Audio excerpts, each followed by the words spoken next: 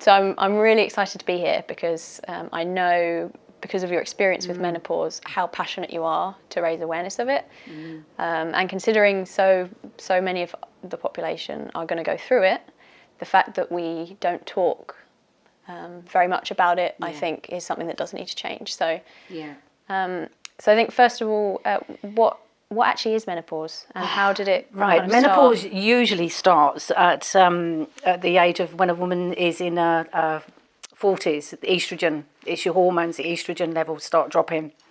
And like you, I didn't know anything. I didn't know what to expect at all whatsoever. I'm 52. So I believe my estrogen levels probably started dropping about 10, 15 years ago, because I was just feeling hot. I remember walking down the street thinking, God, I'm sweating the back of my neck. And then I was just constantly hot. I didn't have any idea. I just heard the change. And I thought that a woman's period stopped and then that would be it. Apparently, 70% of women really do suffer with the menopause. 25 High number. Oh, sorry, 75. Yeah, 75% of women really do suffer, and the other 25% obviously they sail through it. My mother actually, she didn't suffer as much as I did. She had the night sweats, the hot flushes. My aunt, on the other hand, she did, and they say you follow suit with your mum, but it's not the case with me.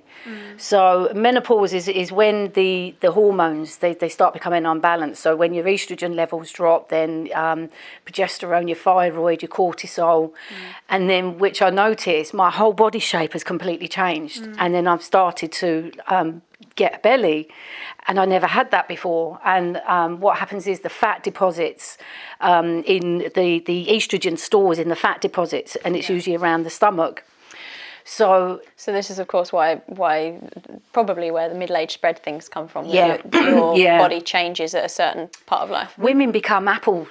Not all of us, but most of us become apple-shaped, and that's where I've got it there. And this menopause of mine has affected my life so much, as I was saying to you before we were recording, that 2.5 years ago, I decided to sell my property, and I set up this business called Fat Girl Getting Fit as a personal trainer.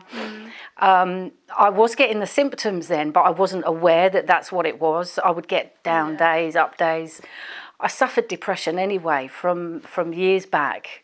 And it's really strange now, because hindsight's a wonderful thing, isn't it? I was going through this stage where I was getting really bad migraines, and I was getting them, they were lasting like 4 days at a time.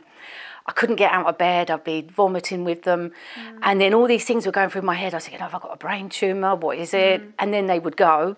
But then it turned out I would get them every month, and that went on. It's really annoying, because I went to the doctors and they just said, oh, it's stress, change your diet, do this. And I feel really passionate about this, because I've gone to my doctor so many times and not once did they say it's hormonal. I've just had to recently change GPs. I can feel I'm getting emotional now, and I said that was going to happen. Well, it's the impact that's had on you to go and ask for help, and then basically not be able to understand in a way that you needed to. Yeah, I know. I've just, like I said, I've just recently changed GPs, because it's taken me to the depths of despair. I'm a recovered alcoholic, as you know. I'm 10 years in recovery. My first year in recovery was lots of tears, feeling very fatigued, tired. My body was adjusting to being without the alcohol. And I've read so much up on menopause, and what I understand is the body goes into withdrawal from estrogen. So there's been lots of tears. Double. Layers on top of that. So lots of women say that they get angry. A couple of times I think I've got angry. I've had a bit of road rage, I'll be honest. A couple of times I felt that, and a couple of times I felt a little bit snappy. It really mucks the mind up as well. You can feel paranoid. I remember I started walking down the stairs thinking, God, my knees feel stiff. And I was chatting to the girls in the changing rooms at my club at the gym, and they were saying, oh, well, it's just you're getting on, you've got to accept it. And I'm one of those real strong-minded people. I want to be lifting weights till my dying days. I want to be fit and healthy all the time. And I just think age is a mere number. So I just wasn't having it. But I noticed that that I was becoming really lethargic, and I was becoming so fatigued, and then my mood was going down and down. Yeah. And I'm an extrovert, as I was saying to you, and then I become very introverted, and then I started isolating, and the depression, and it really got to me so much that I really started planning suicide in my head. My mother, she's on quite a bit of medication, and I remember thinking, if I just take her medicine or take her tablets, go in the car, and then go and take them, drive somewhere and take them, park up somewhere so that she wouldn't have to find me or anything. And then I remember standing in a train station about a year ago, and I can't explain it. I suffered, like I said, I've suffered depression in the past. This took over my whole body, and it still can. It still can take over my whole body. And it's not just about mood. I would drop something and it would be, it's just too much of an effort to pick it up. And just like when they say, if you've got flu, you know you've got proper flu when you can't lift your arm up, or you drop a £50 note, you can't be bothered to pick it up. That's how it affected me. Yeah. And how's it different? Because obviously with a monthly period that you spend half of your life going through, some of these things do come into that for certain people, and people suffer differently. How has that been different to what you've experienced with menopause? Well, first of all, you don't get the stomach cramps. My period stopped, okay? I went 11 months. They say you're in menopause when you haven't had a period for 12 months. So before that, if you've had, you get sort of a period, then you stop, and then you get a period, and then you stop. That's perimenopause. Yeah. So that's obviously when it's still declining. So I went 10 months, I didn't have a period, and then had a period, then I went 11 months. And so I would still get the cramps, but then eventually the cramps went. And then eventually it's really strange, because you feel like something's been taken from you. And I know there's going to be lots of women that's going to watch this video, and they probably, like I didn't last year, 2 years ago, don't know what's going on with their bodies, don't know maybe I'm just depressed. And they're going to be probably watching this thinking, that's me, I had that. So I felt like it kind of took part of my personality. And you feel like you're grieving something. It's really strange, because I started my periods when I was about 13. And then you hate them. You get them every 4 weeks, you hate them. But then you kind of, it's really strange, you kind of grieve them. Yeah. It's every month your body's saying, here's the opportunity to create life, and suddenly you don't have that choice anymore. That's a big thing as a woman to go through. Oh yeah, really big thing. Especially because I haven't had children, so and at 52 now I've had that choice taken away from me. I don't. If I wanted them, I'm sure I would have had them, and it just wasn't meant to be. But when you get that, like you say, you get that choice taken away from you, you kind of like grieve that. You grieve your womanhood. You grieve, and then you start reflecting back on your life. Yeah. You start thinking of your own mortality. And I know this isn't just me, because since I've been going through this, I talk to so many women, and we all say the same thing. I read a book called Estrogen Matters by Dr. Avram Blooming, and I joined support groups. There's one on Facebook. It's a closed support group called the Menopause Support Group. And there's menopause specialists in it, there's GPs in it, private GPs, NHS GPs in it. And it's educated me so much, and thank God. And there's now about 6,000 members in this group. But thank God for that group, because we all say the same things. We all say that we're suffering the weight gain, the depression. You feel like you're going mad, the paranoia, the soreness of the breasts as well. That's the migraines. They went when I went into menopause. The migraines they went. But it wasn't until I discovered body identical HRT, which is a gel that I take every day, that I put on my inner thighs, and I have to take progesterone. So you have to take progesterone if you take estrogen, because if you've got a uterus, to protect the uterus, the lining of the womb for cancer. a woman's body doesn't usually like the progesterone. Progesterone is the relaxant hormone, and that's what causes me. And I go for it every month. I get this water retention and weight gain. Yeah. But I've been on body identical HRT now since October. What actually is that for anyone that doesn't know? That is, it's a hormone that's identical to your body hormone. So, and it's called transdermal. So it goes on. So it's not going through my liver, which I believe is for me the safest form. I know lots of women that have had breast cancer that, and obviously I'm not a doctor, so don't take my word for it. Everybody's different. Speak to a doctor about it, but. Getting back to GPs, I kept going back to my GP and I wasn't getting much joy with them, and they weren't really up to date, which many doctors aren't. I'm not saying all, but many GPs aren't up to date on HRT and menopause. So I think also if you, I think as a woman, it's probably slightly easier. I don't want to generalise, but it's probably slightly easier to understand what you might go through at a time of menopause or periods.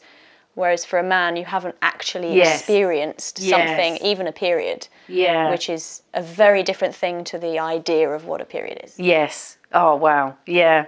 And so I went to my GP, and I found out through this group that you can ask to be referred to a menopause clinic. It doesn't have to be in your area. Yeah. So, for instance, we're here in Windsor. I asked to be referred to the Northwick Park in Harrow, West London, and I went there 2-3 weeks ago, and they were brilliant because that's all they deal with is women and hormones and menopause. I'm on testosterone now as well. I take a pea-sized blob of testosterone because once the estrogen starts declining, the progesterone goes, the thyroid gets out of sync, the cortisol raises, and as I say, that's what causes the weight gain. Yeah. It's so complicated, isn't it? I know, and there is, and getting back to the knees, walking down the stairs, there is such a thing as menopause arthritis. And the other thing I really wanted to say as well, that there's so many women, again, I'm not a doctor and everybody's different, but there's so many women that's being, they go to their doctors and they say, I feel depressed, I've got no energy, I feel low. They're being given antidepressants, and then they're saying about this business with the aching joints and the soreness, and they're being diagnosed with fibromyalgia because the symptoms are near on identical. So I feel... So do you think it's the understanding about what it is and maybe the fact that it's not spoken about enough, that we don't understand it enough? It wasn't. Now it is, because there's a hashtag Make Menopause Matter, which the fact that there's a hashtag really does show how important it is. Yeah, and a lady called Diane Dainsbrink, she's, a friend of mine introduced me to this group, and Diane is a menopause specialist, and she's created that Make Menopause Matter hashtag, and she's done videos, she's been on TV and talks about it, and doing an absolutely amazing job, and is campaigning to get menopause known in the workplace, because women are resigning from their jobs, real high-profile jobs, because they don't understand. They don't understand what's going on with them. Yeah.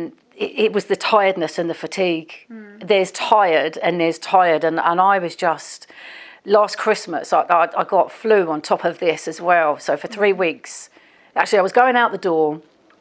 Because I'm a personal trainer, I started doing working freelance in a gym, and part of the deal is that I had to teach 3 classes a week, and I'm a spin instructor, so I was doing this spin class. So I did one the night before, it was about 6 o'clock, and I was going out the door, it was about 5:30 in the morning, and it was dark, it was in October.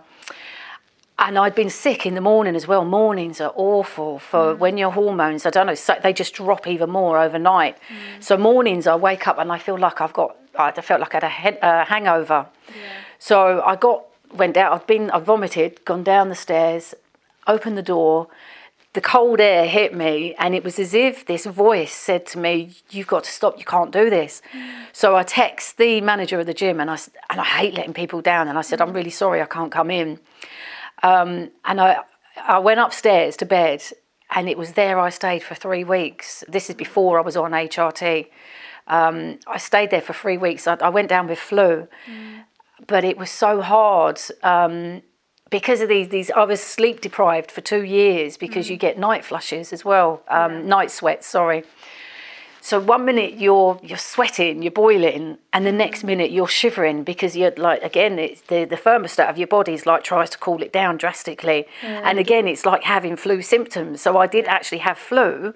Then when I was recovering from the flu, I was still shivering and hot because I had the menopause symptoms. You know, a friend of mine is very knowledgeable, and she was saying it sounds like you got a virus, and you do. You think that you think there's something, you've caught something. It's if you don't know what's going on and what hormones are capable of doing. Like I was, you're in the dark. It's just, and I pray that this video can help enlighten so many women with what's going on with them. They don't give blood tests to women under 40, I believe, because when you get over 40, they go by symptoms. GPs go by symptoms. Blood tests, obviously, because hormones are erratic, they're not the same one day to the next, so they usually go by symptoms. But the body identical HRT now has completely stopped my flushes. It took about 4 or 5 weeks for it to get into my system. So that just goes to show you, like, about balancing hormones. So they went, and then I was still getting the fatigue, and I was still feeling the muscle soreness. The depression was still very much on me. Isolated, I didn't want to go out, I didn't want to see anybody. And so then I went to my doctor and I said to them, I think I need testosterone, and which is a male hormone, but it's also a female hormone. And she was adamant. She was, no way am I prescribing that for you. And anybody would have think I was asking for a kidney or something. And I was on my knees that day. I was crying. I was really unbalanced, and that's why I had to change GPs. So then I said to her about being referred to this menopause clinic. Got to the menopause clinic within 10 minutes, and I said to her, I think I need testosterone, and she was already writing it out. And she said, just having that right amount of understanding to know what specifically that you need because of what you're going through. And actually, I think people that specialise in areas like that are so important for that reason. Because it's great to have an overriding doctor that can kind of understand symptoms, but something so specific like that, I know. You need the right amount, the right kind of help. I mean, because if I had have just put up with that GP and gone away, I'd still be fatigued. I probably wouldn't be sitting here doing this video with you. I'd still probably be in bed, you know, because, okay, I respect that doctor's decision, but then what was the alternative? What was she helping me with? What else was she going to give me? So, and then when I got to that menopause clinic, I sat down within 10 minutes and I just bawled. And because it was just so lovely to be heard and to be understood. And that's all we ever want when we're going through something like that. And it's so slowly I feel like I'm getting myself back to normal, but I did for a good 2 years. I really suffered, and like I say, I became very withdrawn. That's another thing. You crave carbs when your estrogen level drops. You're craving carbs. Mother Nature's really cruel, Chloe, I tell you, because you crave carbs and sugar, yet when you eat it, it goes straight to the belly and you gain it more. And then I'm imagining confidence then goes. You become more self-conscious. So how does, because I've heard quite a few people have said about how important diet is, particularly when you're going through something like that and hormones are up and down. What have you found the impact of food and diet? I've found I've only got to look at a donut and I'm wearing it. I've found that I'm very carb sensitive. And that's what I'm saying. It's really cruel because I'm craving them. Because and there's some women in that group. They say that they know that they'll slap on it because I should have brought one actually. I've got one in my bag. My Estrogel. You one pump, okay, and then like I have to. First of all, I started off on 2 pumps. Now I'm on 4. But some of the women, I think 4 is the maximum that you can take of estrogen. So if you haven't got, I think I said, if you haven't got enough estrogen, you gain weight. If you've got too much estrogen, you gain weight. It's finding the balance. This, I mean, the amount that you have to be aware. I know even with periods, being aware of the kind of symptoms that you get every month and understanding how to deal with them. This is kind of that to the max. And a whole new level of that. as I was saying to you, before we started, I didn't know. I didn't have a clue. We don't get educated about this at school.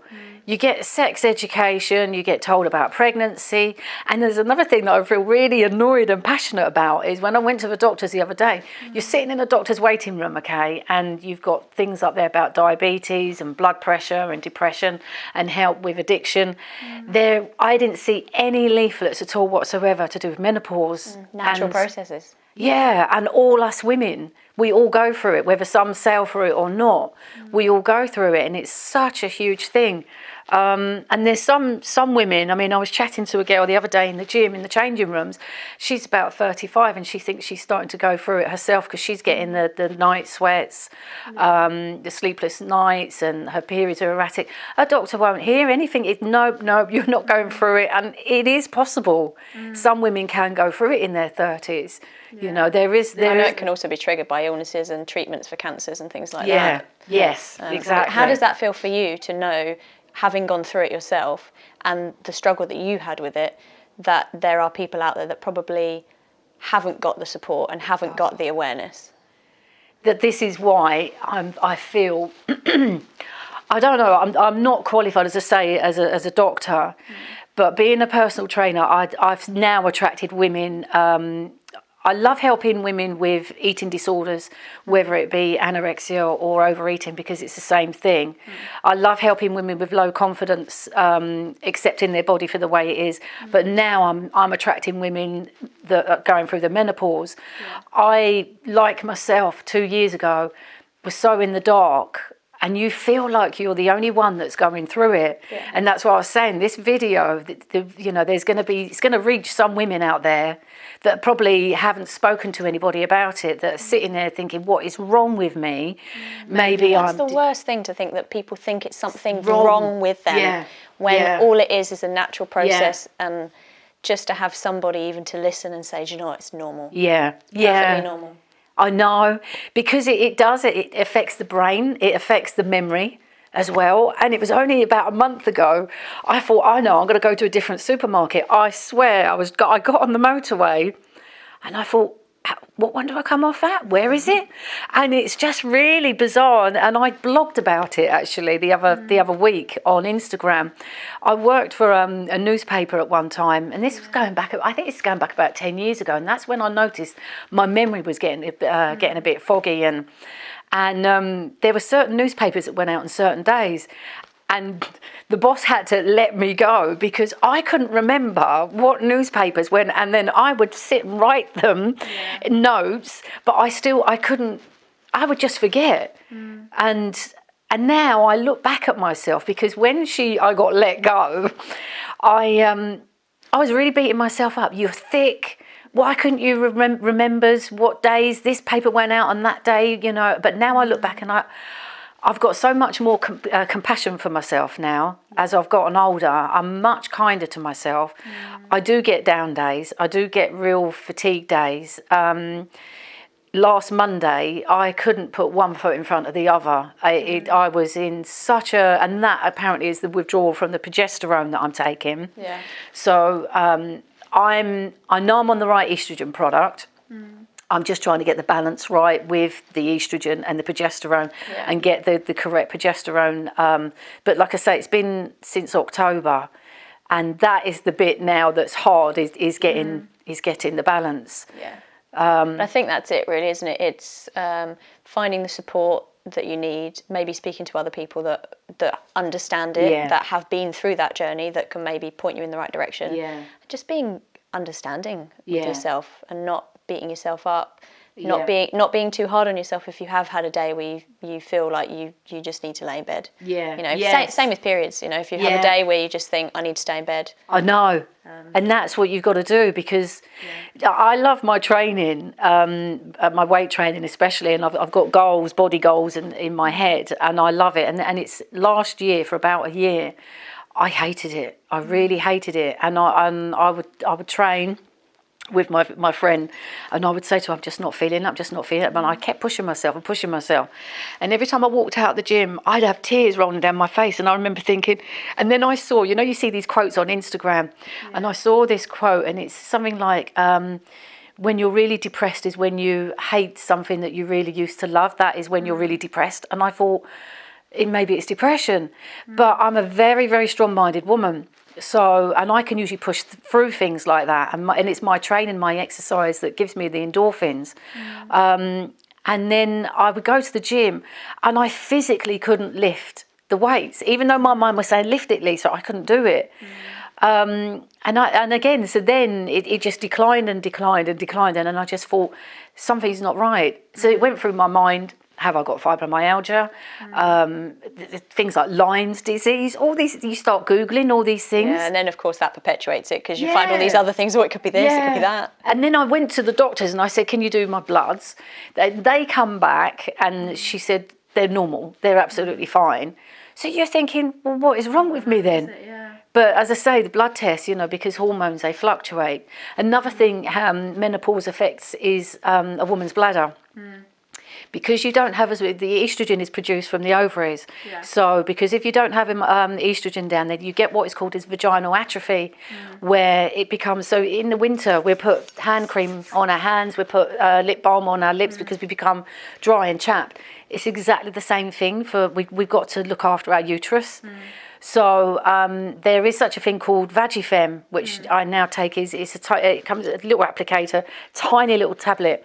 It's got a minuscule amount of estradiol in it, which is an estrogen. There's 3 different types of estrogen. It's got a minuscule amount of it, and it's like a moisturizer, if you like. So, but it protects the lining of the womb. It keeps everything plump, if you like, inside there, and it's your bladder. You find when a woman's going through a menopause, it's like, oh, I'm busting for the loo, I'm busting for the loo. You constantly feel like you want to go to the loo. Then when you go, a little trickle comes out, and then you think, and it's because the lining of the bladder becomes quite thin. So that's why you feel, and it's called frequent urination. So, and there was that as well, and I was thinking, fascinating. I've never heard anything about that. See, now you're educated now, because you're going to be, you're really this is the start of my education now. But this is the thing, we need more awareness of this. We need more people to come forward and be open about what their experiences are. And we need kind of, mainstream in schools to understand, I mean, primary school I think is too young, but there needs some sort of understanding or place to go where you can learn about this stuff. Because otherwise you don't know until you get to it, and then suddenly you think, oh, I've got all these symptoms. Now I need something. Now what do I do? Where do I go? I felt, and I've heard other women say, that they feel like they've been hit by a double-decker bus or a ton of bricks, and that's exactly how I felt. Everything ached, hurt, and I went to my doctor and I said, I've got a UTI, a urinary tract infection. See, all these acronyms, I didn't know what they meant years ago. And I said, I know I've got a UTI. I said, my urine is cloudy. And I just keep wanting to pee all the time. So she said, send off for a urine sample, which we did. Came back a week later, no action required. And I'm like, well what's wrong with me then? It's that thing again, what's wrong with me? What's wrong with me? Yes, exactly. Demoralising after a while. But do you know, Chloe, it's just so frustrating though, because now, like I said, I've said it 3 times now, I'm no doctor, okay? But why didn't the GP pick up, why didn't the GP, when I was getting all those headaches before I went into menopause, why didn't they say, oh, let's have a look at your hormones, it could be that. It's so frustrating. If I knew then what I know now, like I say, it's affected weight, mood, personality, the bladder, it's affected. A lot of women as well, I mean, I'm a big girl on top anyway, but a lot of women as well say that they feel that their breasts have got bigger as well. That they've gained around here, but they've grown on their breasts as well. And it's, for those in the group, they're welcoming it. When there's big girls like us, it's like, no, I don't want them to get any bigger. Yeah. But I mean, the work that you're doing though is valuable for that reason, because I know I didn't have any understanding, and I speak for many people who are going to watch this and think mind blown. Wow, all of this stuff that you then can recognise in yourself and reference back and think, and I mean, the work that you're doing to give people confidence through that, and knowing that it's, you know, it's perfectly normal, and having days where you feel completely weak and you don't want to do anything, that's normal. Yes, yeah. It's valuable. So thank you for that work you're doing, honestly. Oh, thank you for you. educating. No, and there is one other thing I knew, because I should have written a list. The other thing is, I noticed my eyebrows. Right, you start a woman's hair, their nails start getting dry, and my eyebrows went, and it's really, and then my hair's gone curly. It's really strange. So that's the other thing. Recently spoke to another lady actually who spoke on a different subject, and she said perimenopause has made her hair curly, so she's had to get used to curly hair again. It's strange, isn't it? It's bizarre. No one teaches you these things. No, and it is. I do feel like I'm a new chapter of my life, and as I said to you, I sold my property, and I had these plans to do things, but this last 2 years, it's knocked me off my feet. And you know, the other thing is, because I kept up my training, people kept saying to me, "You look fantastic," and people kept saying, "You look really well," and I've never felt so ill.